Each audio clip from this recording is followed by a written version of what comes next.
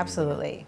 I think classic music stands the test of time. A great song lives on for decades. My kids know Paul McCartney's music. They know the Rolling Stones music. They can sing Pink Floyd songs. And I think that, you know, with the advent of streaming services and playlist ecosystems, it's really incumbent upon distributors and platforms to ensure the legacy of the music itself. There's no reason to think that in 10, 15 years from now, a new rock band comes along and the fan of that band won't also like the Rolling Stones.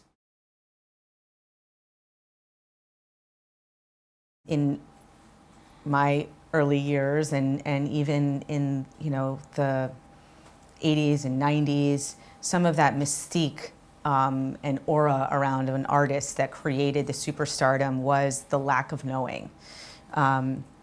The lack of accessibility. And now we know everything about our favorite artists. And there are more artists and there's more choice. And so I think that those notions will challenge that an artist getting to that level of superstardom. But at the end of the day, it's about the music and the creator of the music and the energy of the artist and their ability to connect to their fans. And I think there will always be, maybe at a lesser cadence, but I think there will always be those artists that stand out and are able to achieve those levels.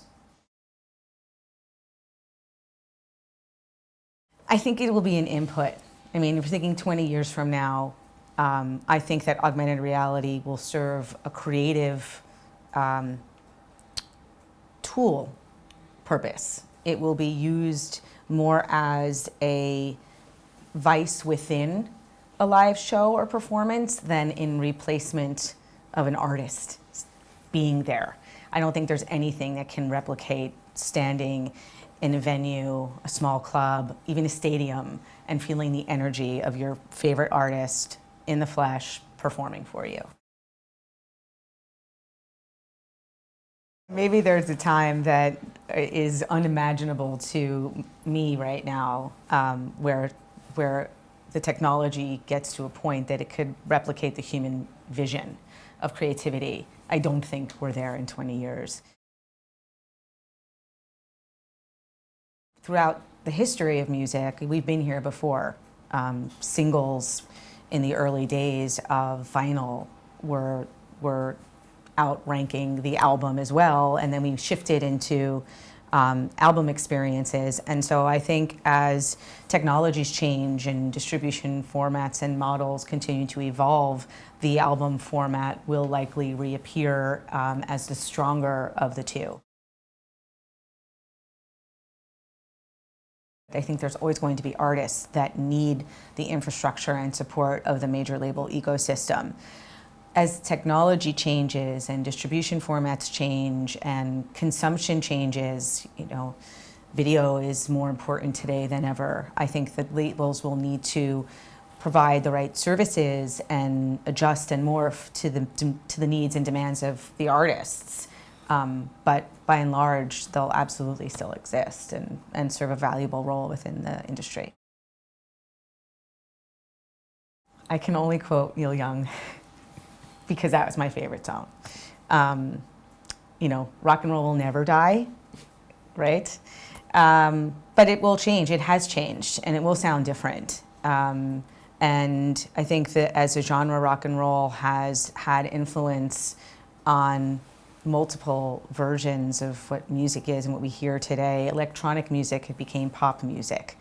Hip-hop music has had variances of change throughout the last 20, 30 years.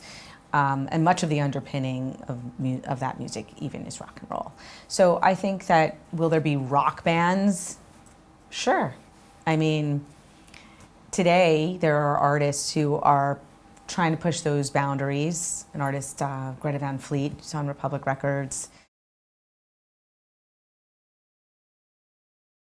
In 20 years, the monetization of music will look like something that we haven't seen before, which is every person, whether they're watching music and paying through their eyes via advertising revenues, or they're paying subscription on a monthly basis, or there are new models that are developed through phone carriers, internet carriers. I think every person, to an extent, is going to wind up paying.